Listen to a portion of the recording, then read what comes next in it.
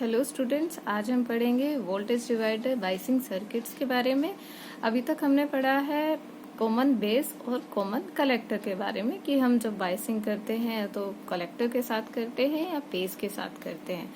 But आज हम जो पढ़ रहे हैं वो है मोस्टली वाइडिंग, यानी कि ये सबसे ज्यादा यूज होने वाला बाइसिंग सर्किट है। और इस सर्किट की क्या खासियत है, देखिए यहाँ पर क्या होगा, जो वोल्टेज है पावर सप्लाई से, यानी कि जो वीसीसी वोल्टेज है वो पावर सप्लाई के थ्रू आ रही है। और क्या है, जब ये वोल्टेज सीधा बेस वोल्टेज तक जाती है तो कई बार इस बेस को डैमेज कर देती है। तो इस डैमेज से बचने के लिए हम क्या करते हैं, वोल्टेज डिवाइडर बाइसिंग सर्किट का यूज करते हैं। अगर आप ध्यान से देखो तो क्या है, अभी तक तो हमने जितने भी सर्किट किए थे हम सिर्फ इतने सर्किट को रीड कर रहे हैं, यानी कि यहाँ पर किसी और तरह के रेजिस्टेंस का यूज नहीं कर रहे। बट अब की बार हमने क्या किया है, इसमें एक और रेजिस्टेंस का यूज किया है जिसको हमने नाम दिया है R2 का।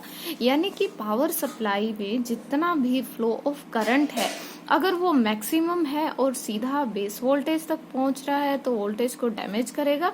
बट अब यहाँ पर क्या होगा, जो टोटल करंट है हमारा वो इस जंक्शन से डिवाइड हो जाएगा और कुछ करंट तो सीधा चला जाएगा बट कुछ R2 के थ्रू चला जाएगा।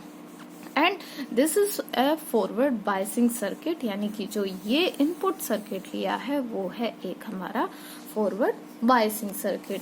फर्स्टली तो क्या है कि जब हमारे पास क्या थी, वोल्टेज जो पावर सप्लाई से थी, voltage from power supply, voltage from power supply is too large.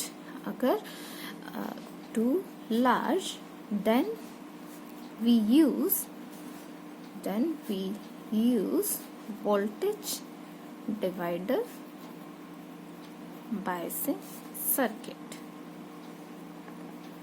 Okay, and इसमें एक और जो अनदर की पॉइंट होगा, यहाँ पर क्या होगा, with the base voltage VB के साथ क्या है, दो रेजिस्टेंस कनेक्ट हैं R1 and R2, where R1 is equivalent to किसके है, बेस रेजिस्टेंस के, जिसकी हम एक ऐसी वैल्यू रखते थे जो क्या करता था, ऑलमोस्ट फ्लोइंग करंट को इसकी एक हायर वैल्यू रखते थे जो फ्लोइंग करंट को थोड़ा सा कम कर देता था। But that is not sufficient, कि कभी कभी जब हम 1 किलो की बात करते हैं कि हमने रेजिस्टेंस की बहुत ज्यादा वैल्यू ले ली, पर वो भी स्टेबल नहीं हो पाता, इसलिए हमने सेकंड रेजिस्टेंस का भी यूज किया है। ये है हमारा एडिशनल रेजिस्टेंस जो क्या है, R1 equal to R2, and जो R2 है वो क्या है, connected with base and ground. यानी कि अगर आप ध्यान से देखो तो इसकी क्या की गई है, ग्राउंडिंग भी की गई है। और जो वोल्टेज ड्रॉप होगा R2 में वो क्या होगा, फॉरवर्ड बायस होगा ड्यू विद किसके, फॉरवर्ड बायस होगा वो होगा बेस एमीटर जंक्शन के। तो इन बातों का ध्यान रखना है। और एक और है, यहाँ पर हमने RE यानी कि एमीटर RE का जो यूज किया है वो है हमारे पास एमीटर रेजिस्टेंस, वो क्या कर रहा है, स्टेबलाइज कर रहा है करंट को। RE stabilise the emitter current. And one another thing, जो IC यानी कि कलेक्टर करंट होगा वो होगा हमारा इक्विवेलेंट टू एमीटर करंट। तो ये तो है कुछ एक हमारे की पॉइंट्स, और इन की पॉइंट्स के साथ साथ हमें और भी कुछ एक बातें हैं कि यहाँ पर जो भी बाइसिंग सर्किट है, this biasing circuit is independent of beta. और बीटा क्या है, बीटा है हमारा करंट गेन। बीटा हम किसके लिए यूज करते हैं, करंट गेन के, यानी कि इस बाइसिंग सर्किट में करंट गेन जो ये बाइसिंग सर्किट है वो इस बीटा के इंडिपेंडेंट है, यानी इसकी एक फ्री वैल्यू है। तो अब आगे अगर इस सर्किट के बारे में डिस्कस किया जाए तो हम क्या कह रहे हैं कि जो R1 और R2 है, R1 एंड R2 कुछ इस तरह से सिलेक्ट किए गए हैं जो क्या कर रहे हैं, हमारे बेस करंट को स्मॉल कर देंगे। देखिए जंक्शन के एक साइड तो क्या लगा है R1 एंड जंक्शन के दूसरी साइड क्या लगा है R1 एंड R2। तो जो टोटल करंट है वो तो दोनों रेजिस्टेंस के अक्रॉस फ्लो होगा।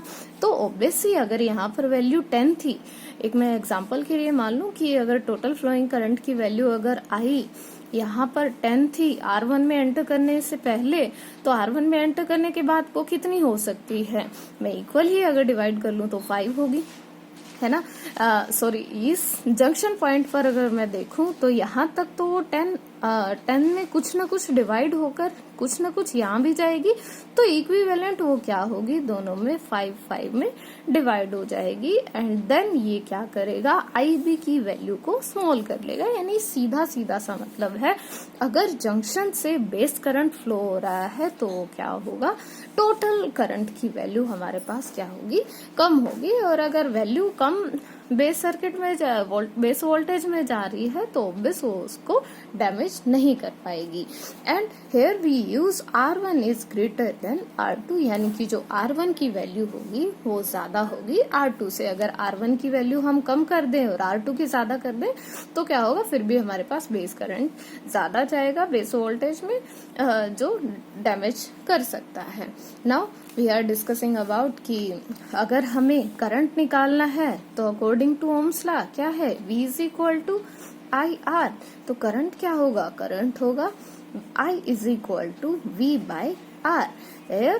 यहाँ पर क्या है, हमारे पास दो रेजिस्टेंस है R1 and R2 and both are in किस में है, वो क्या है, सीरीज में दे रखे हैं, सीरीज में कनेक्टेड है। देन ये क्या करेंगे हम, R1 प्लस R2, यानी कि जो हमारी टोटल रेजिस्टेंस की वैल्यू है इन इनपुट सेक्शन वो क्या होगी, R1 प्लस R2। एंड जो वोल्टेज है, अगर आप वोल्टेज की बात करें तो वो है हमारे पास VCC। Then I is equal to VCC divided by R1 plus R2। I think यहाँ तक तो आप सभी को क्लियर हो गया होगा। ये हमने क्या कर ली, करंट की वैल्यू निकाल ली। अब क्या करते हैं, हम निकालते हैं बेस वोल्टेज, वो है VB।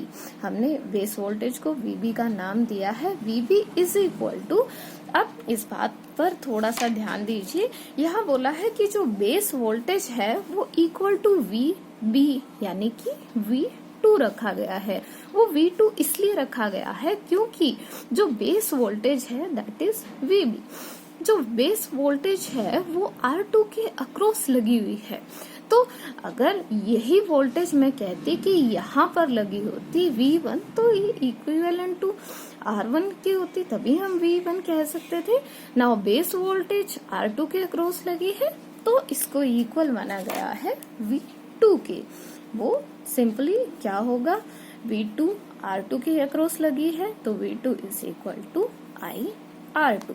Now this is a base voltage, ये है VB is equal to IR2। Now we have value of I, R2 है हमारे पास। तो अब देखते हैं कि ये वैल्यू हमारे पास आई कैसे, हम VB में सब्स्टिट्यूट कर देते हैं। VB is equal to VCC divided by R1 plus R2 into R2, ये है बेस वोल्टेज। अगर हम देखें कि हाँ सिंपल फॉर्मूले से हमने सीधा ओम्स लॉ यूज किया एंड मोटे मोटे तौर पर कहा कि ये सीरीज में थे एंड इनको ऐड कर दिया, बट इसके पीछे भी एक रीजन है और वो रीजन क्या है वो देखिए, वो रीजन है थेवेनिन्स थ्योरम।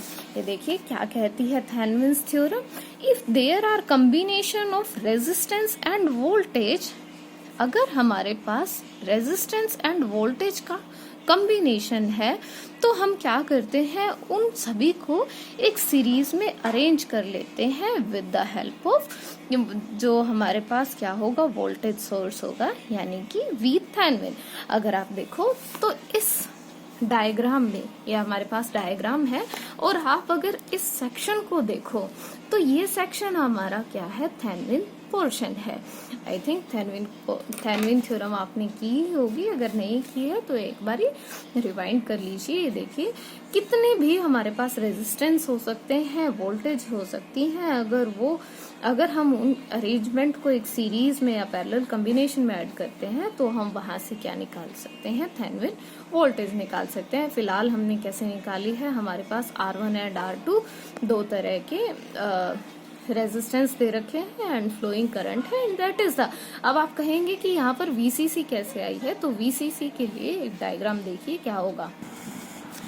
तो देखिए सर्किट क्या कहता है, अगर मैं इसी सर्किट को अगर दोनों वोल्टेजेस में डिवाइड करूं तो क्या है, एक तो हमें इस पॉइंट पर VCC मिल रही है और एक इसी पॉइंट पर भी तो VCC है।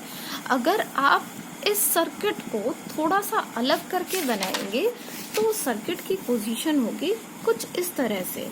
तो अगर आप थेनविन्स थ्योरम का अगर सर्किट देखेंगे तो वो थेनविन्स थ्योरम का सर्किट भी कैसा होगा, वो कुछ इस तरह का होगा कि आपके पास वोल्टेज है एंड क्या है, आपको दो रेजिस्टेंस दे रखे हैं, इनको मैं फिलहाल पैरेलल में लगा रही हूँ और इन्हीं रेजिस्टेंस के अक्रॉस क्या होगा, एक लोड रेजिस्टेंस लगा रखा है, ये R1 R2 वोल्टेज।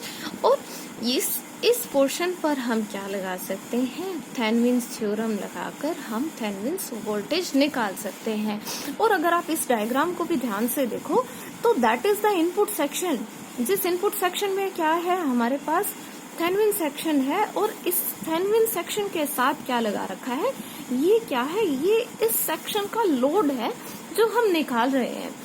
तो अगर आप इस एक वायर को अगर यहाँ पर लगा दें, that is the VCC and ये लगा दिया आपने, तो ये जो आपका है वो थेनविन पोर्शन है, जिससे आपने क्या निकाली है, थेनविन वोल्टेज, यानी कि VTH is equal to VCC divided by R1 plus R2 into R2। या फिर आप अगर अब क्या कर सकते हैं, इसी डायग्राम को मॉडिफाई कर सकते हैं, and now this diagram is become like that is we Thevenin voltage, जिसको मैं VTH से डिनोट कर रही हूँ, that is the resistance and with the base section. मैं एक रफ सा डायग्राम बना रही हूँ, इसको आप बाद में करेक्ट भी कर सकते हैं। और ये क्या होगा, ये मेरा हमारा रेजिस्टेंस और ये एमीटर सेक्शन, जिसको मैंने क्या कहा है, ये था RC and RE and all are stabilised, यानी कि सबकी हमने क्या की है, अर्थिंग। तो एट लास्ट ये जो आपका वोल्टेज डिवाइडर बायसिंग सर्किट है, ये कुछ इस तरह से डिफाइन होता है, और ये जो पोर्शन है ये है मेरा इक्वल टू VB, जिसको मैंने नाम दिया है। Now we define the. अब हम यहाँ से क्या कर सकते हैं, इतनी डायग्राम की हेल्प से हम निकाल सकते हैं the emitter base voltage. Emitter base voltage क्या है, वो है VBE। अगर वो निकालनी है तो क्या होगी, VB minus VE, that is the combination. और अगर आपको एमीटर वोल्टेज निकालनी है तो वो क्या होगी, VE is equal to VB minus VE and the current in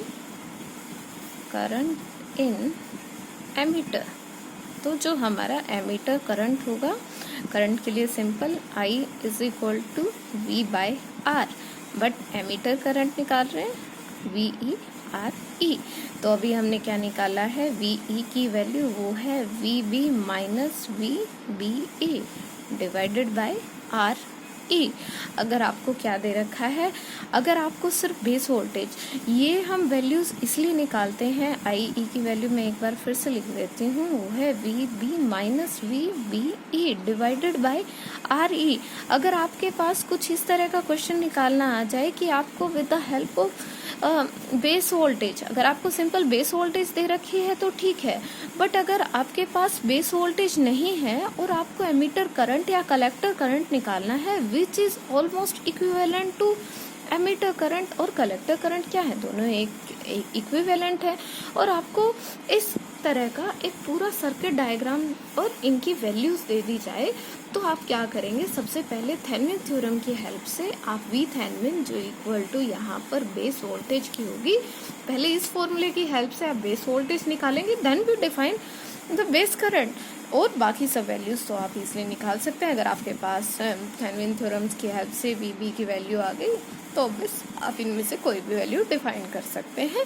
this is for the numerical purpose, हम इसको न्यूमेरिकल पर्पस के लिए यूज कर रहे हैं।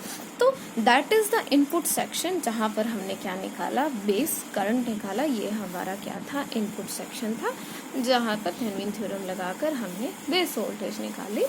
And now we are defining the output current, and output current के लिए आपको क्या करना होगा, हमें क्या निकालना है, आउटपुट सर्किट। तो आउटपुट सर्किट में हम क्या करते हैं, हम किरचॉफ वोल्टेज ला लगाते हैं, यानी कि जो sum of leaving current, sum of entering current is equal to sum of leaving current. और ये क्या है, ये है हमारा आउटपुट सेक्शन। आउटपुट सेक्शन में लूप लगा दीजिए, ये हो गई आपकी लूप। तो इस लूप की हेल्प से आप क्या निकाल लेंगे, आउटपुट करंट निकाल लेंगे। मैं सीधा निकाल देती हूँ VCE, मैं सीधी वोल्टेज निकाल देती हूँ। कलेक्टर एमिटर वोल्टेज जो इक्वल होगी VCC माइनस ICRC, देख लीजिए।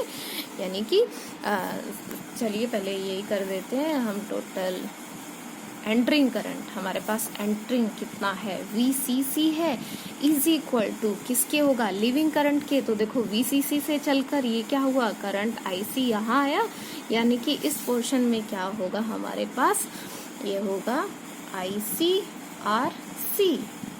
और फिर ये किस में गया, ये गया हमारे पास कलेक्टर एमिटर वोल्टेज में, VCE में गया। एंड देन ये कहाँ गया, ये हमारे पास गया एमिटर वाले साइड में, यानी कि RE plus IE।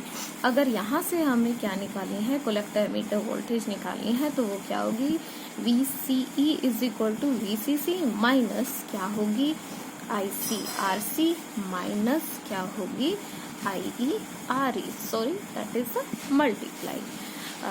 Now VCC minus ICRC minus ये क्या होगा हमारे पास, IC इक्विवेलेंट टू क्या है, IE है, तो हम क्या कर देंगे, ICRE। Then VCE is equal to क्या होगा, VCC minus ICRC plus RE। Then हम क्या निकाल सकते हैं यहाँ से, अगर हमें कोई पूछे कि कलेक्टर करंट क्या होगा, तो हम IC भी डिफाइन कर सकते हैं, और कलेक्टर एमिटर वोल्टेज क्या होगा, देन हम वो भी डिफाइन कर सकते हैं। एंड अब क्या होगा, हम क्या देखते हैं कि फर्स्टली हमने क्या कहा था कि इंडिपेंडेंट ऑफ बीटा, तो यहाँ पर कोई भी does not appear any value of beta, यानी कि यहाँ पर बीटा की कोई भी वैल्यू नहीं दिखाई दे रही, इसलिए हम कह सकते हैं कि ये एक इंडिपेंडेंट वोल्टेज है। अब बीटा क्या है कि current gain in collector emitter, तो देखिए वो तो इक्विवेलेंट हो गया, तो यहाँ पर इंडिपेंडेंट वैल्यू हो गई। तो यहाँ पर हम क्या कह सकते हैं कि there is no problem is faced in replacement of transistor, कि अगर हम ट्रांजिस्टर रिप्लेसमेंट की बात करें तो यहाँ पर वो भी कोई प्रॉब्लम नहीं है। और जो वोल्टेज अगर हम voltage divider biasing circuit use कर रहे हैं, सो मेरिट्स एंड डिमेरिट्स आप करके देखिएगा, यानी कि advantage and disadvantage, then that is the topic. Thank you.